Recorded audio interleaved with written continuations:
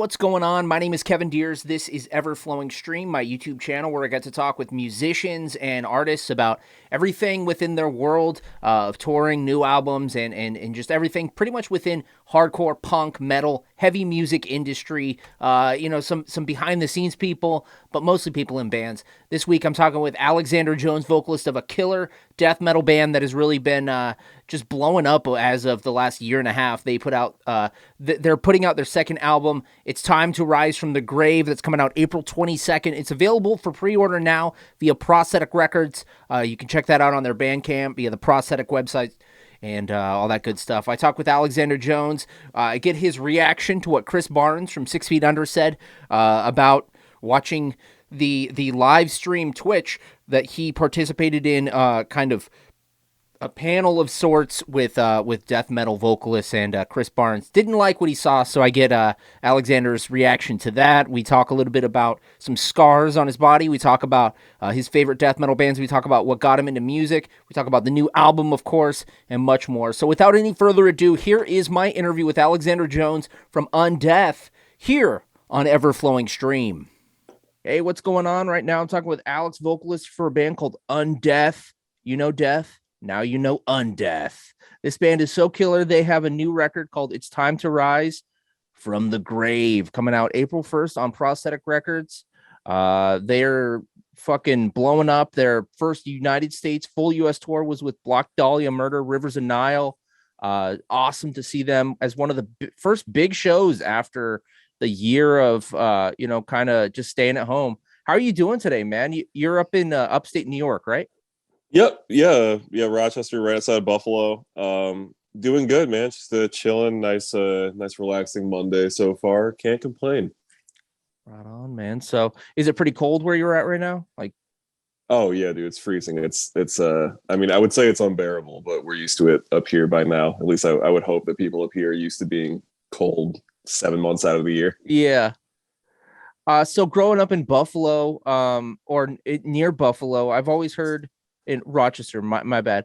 I've always heard that the hardcore scene and metal scene in Buffalo is pretty badass. Did you get to go to a lot of shows around that area?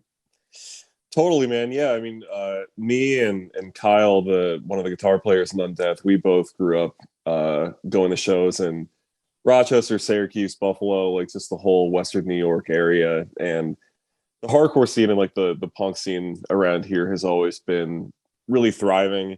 Lots of really great, dynamic, kind of weird bands coming out of here. When I was growing up, specifically, I used to idolize this band called Achilles. They were just a really killer Rochester hardcore band. So used to see bands like them, all the Syracuse bands like Hunted Down and Oak and Bone. Just tons of killer hardcore coming out of this area. And that was the stuff that we used to go to see constantly. I remember years ago, I saw this band and they mentioned that they're from Syracuse. I'm just going to bring them up randomly. I've never done this in an interview. I think this is the first time I've thought of them in years, called Engineer. Yeah, dude. Engineer actually has a split with Achilles. Oh, nice. Engineer's dope. They're probably like my favorite band from Syracuse. Nice. Well, you can't bring up that area without bringing up Griselda. They're blowing up now. Buffalo hip hop, and then of course Every Time I Die, R.I.P. I'm sure you grew up probably seeing that band, even if you didn't even mean to. Oh, dude, totally. I was a huge. Well, first of all, Griselda obviously is sick. Shout out Benny. Shout out all them. Every Time I Die. I mean, that's a huge bummer. What's going on with them right now? I mean, sometimes that's just the way she goes. You have a big public messy breakup, and it sucks that it went down the way it did, but. Yeah, I mean, I saw them at least 7 or 8 times growing up. I went to their Christmas show a couple years. Saw them at the town ballroom. Saw them at the funeral home. Yeah, big Every Time I Die fan back in high school, and nice. It sucks that they're no more. Absolutely, man. Well, we're gonna jump into this the way I like to jump into most of them, and I'm gonna ask you a question, kind of weird, but. Pick a scar on your body and tell us the story of how you got the scar and show us if you can. Let's see. Well, I'm not going to show you, but okay. I have I got an appendectomy when I was in fourth grade. Yeah. If I ever take my shirt off on stage, which is unlikely to happen, but because nobody wants to see that, but if I do, then everybody will see it. Yeah, I just had my appendix rupture when I was younger, and had it taken out. It was like an emergency extraction kind of thing. I think they got to it like just in time, which is kind of crazy, but because it had exploded, and it was like spilling bile all over the inside of my body, which is crazy. So metal. It was a pretty metal injury, but I guess as a elementary school kid, I didn't appreciate that. Yeah. But yeah, I got a nice big scar right on my abdomen from that surgery. And I remember when I was in the hospital, the doctor came in and explained to me that if I wanted to get rid of the scar, I could use like a cold compress and basically just apply pressure to it and moisture to it every day, and it would go away. And I opted not to do that because I thought it would be cooler to have a scar. Totally. And now you got the story for the interviewers like me. Now I got the story. Exactly. So the new record's coming out April 1st. It's time to rise from the grave out on Prosthetic Records, April 1st. Pre-order is available now. How long did you guys spend on the album? Was this something that was just like the pandemic project? So I believe it's April 22nd. Oh, my bad. Sorry about that. It's all good. Yeah, I saw the pre-order on Bandcamp. That's what I was going off of. So yeah, Bandcamp's always weird. They only let you set release dates like a certain amount of time out. So I remember for this record, it says April 1st, but it's coming out the 22nd. And for Legions, it did the same thing. All right. But what was your question, man? I'm sorry. Oh, no worries. So was this like a pandemic project? How long did you guys spend working on the new album? Well, we already started working on it pretty extensively by the time Legions was coming out. You know, I think we couldn't really tour behind Legions because we dropped that right in the middle of lockdown. Yeah. And so we just kind of had to, and the Black Dahlia tour was still, half a year away. So we kind of just had to get right back to work and put our heads down and keep writing. And, we just got right to it, and we recorded it in really early 2021. So I guess technically it was a pandemic project, but we were just kind of just at that point working the way that we had always been working, just nonstop. Right on, man. Well, I've listened to interviews with you, and shout out to Ace with Forum of Passion, one of my favorite podcasts. He does really great in-depth interviews. So I don't need to retread any of that stuff. Go listen to that interview. But if you're checking this one, keep listening to this one, then listen to that one after. Okay, so you come from a background of like punk and hardcore, and then getting into death metal and whatnot. Over the last few years, we've seen so many like hardcore kids, hardcore dudes start these sick death metal bands. Why are so many sick metal bands coming up with a bunch of hardcore kids? I think it's like this really cool movement, in my opinion. That's a really good question. I don't know. Yeah. I guess my guess would be that as sick as hardcore is, and I hope I don't get lambasted for saying this, but I feel like metal, like specifically death metal, tends to offer a little bit more room for expression, like outside of the constraints of hardcore. And I think that especially if you're a musician, if you're a guitar player or a drummer or something, if you're playing hardcore, you tend to kind of be playing the rudiments of the music. There really isn't a lot of room to experiment and to get too creative with your playing in a lot of senses. But when you kind of pivot to metal, a lot of new avenues open up for stuff that you could be playing. Yeah. And besides that, I think that people like me are just starting a lot of different bands right now. People who grew up on punk and hardcore and metal, death metal, black metal, stuff like that simultaneously. So you've got kids who grew up listening to a billion different styles of music at once, and now all these kids are starting bands right at the same time. So I think that influence is just kind of conflating into a lot of really interesting and cool sounding new death metal bands. Absolutely, man. So, what I'll shout it out again on an episode of Forum of Passion. One of the guys from Genocide Pact, he put it really well. He said, he thinks that a lot of it has to do with the fact that the people coming from hardcore and punk, they already know how to book their own shows. They're used to touring themselves. They're used to, and it sounds like such a dirty word, but marketing themselves really is they're used to doing that. And a lot of the people that maybe come from like just metal don't know how to do that, don't have that tool in their tool belt. So it already gives you a step up. Yeah, I would definitely agree with that. I mean, I think that a lot of like local metal scenes still rely on the whole, pay to play formula. Yep. And a lot of the more DIY ethos that you learn coming up through punk and hardcore is lost on a lot of kids who haven't been exposed to that. So yeah, I mean, I think that Connor put it exactly right. You've got a lot of kids coming into metal right now who are introducing the metal world to the toolbox of hardcore. Yep. In a lot of different ways. And if anyone's hating on anyone who likes punk or hardcore, go listen to my interview with Corpse Grinder. He's obsessed with Off With Their Heads, his favorite band. So, I mean, that dude, and we were chatting New York hardcore, straight edge hardcore. So if Corpse Grinder can accept some hardcore, I think that, I think you should be able to as well. I think you should be dubious of anybody who only listens to one style of music. I think that's a little strange. Have you ever run into that? Because I have. It's odd. Oh, constantly, dude. I mean, like everybody in the band, we listen to everything from punk and hardcore to screamo to like anime soundtracks. Like we're all over the place. And anybody who's like, I only listen to death metal 100% of the time, like I would be cautious around the person like that. To put it politely. It's going back a few years. I'll date myself. But I was scrolling through my friend's iPod. There, that's a sentence. Scrolling through my friend's 160 gig iPod, and he had just nothing but beat down hardcore.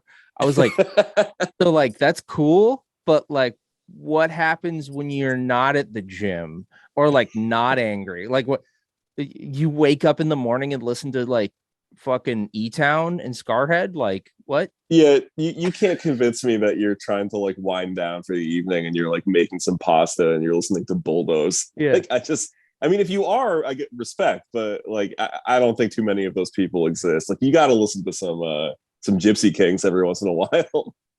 Dog died. Time to listen to Fury of 5.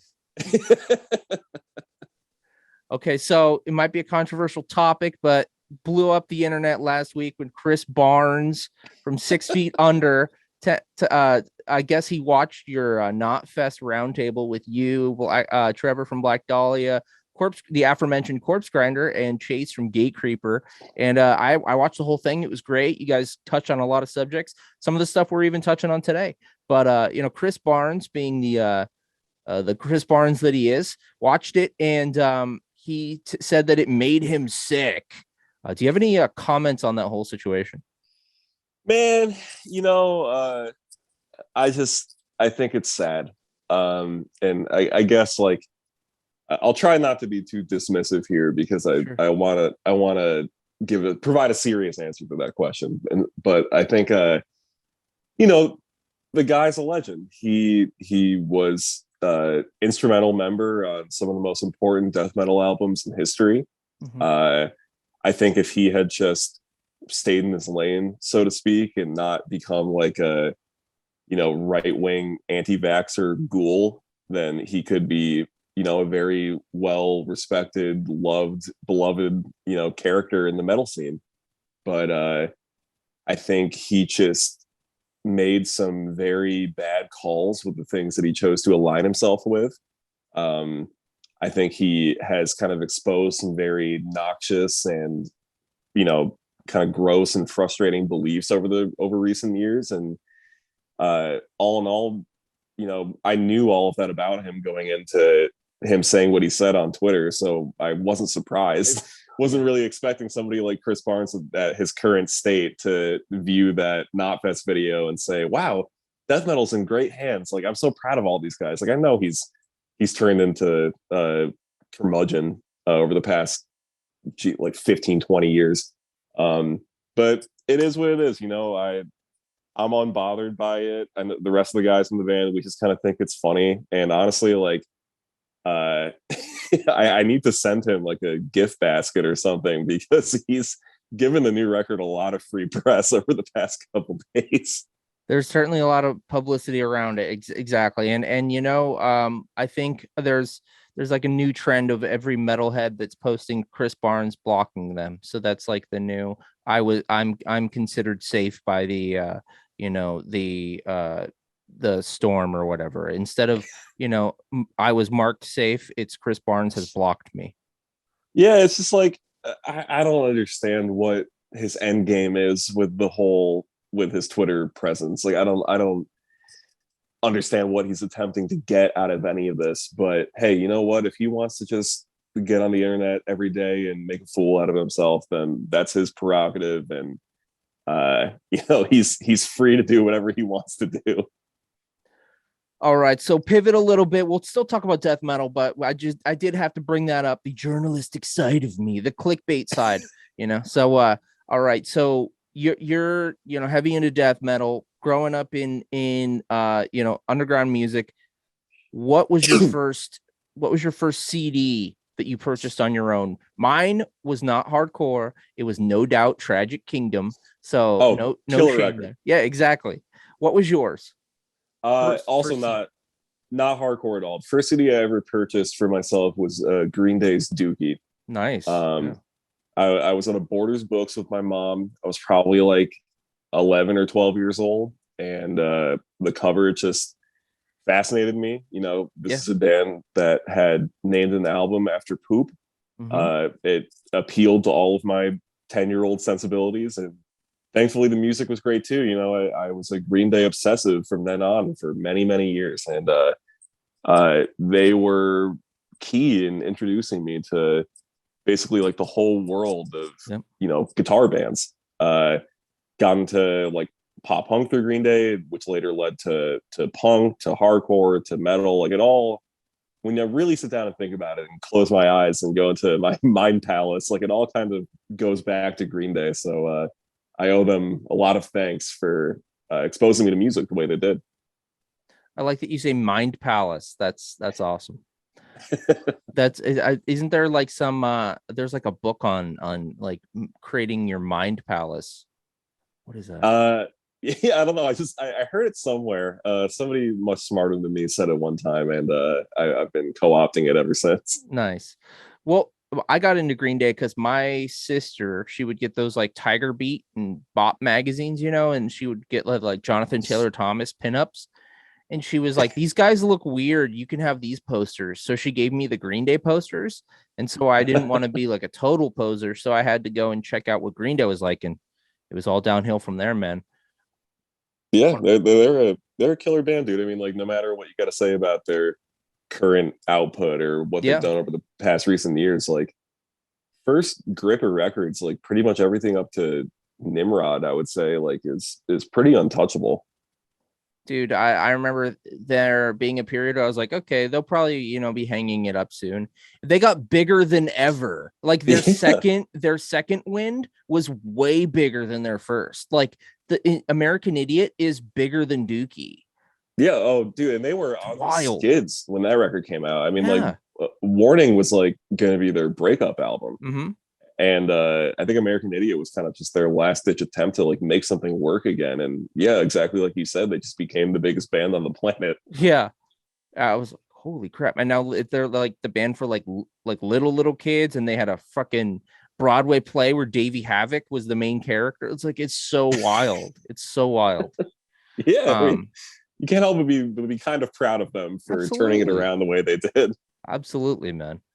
And they still rep old bands. They helped out Gilman with a bunch of the money, even though they got kicked out of that venue, years for signing a major. But they helped them out with their own money. They gave that major label money back to Gilman. So yep, comes back.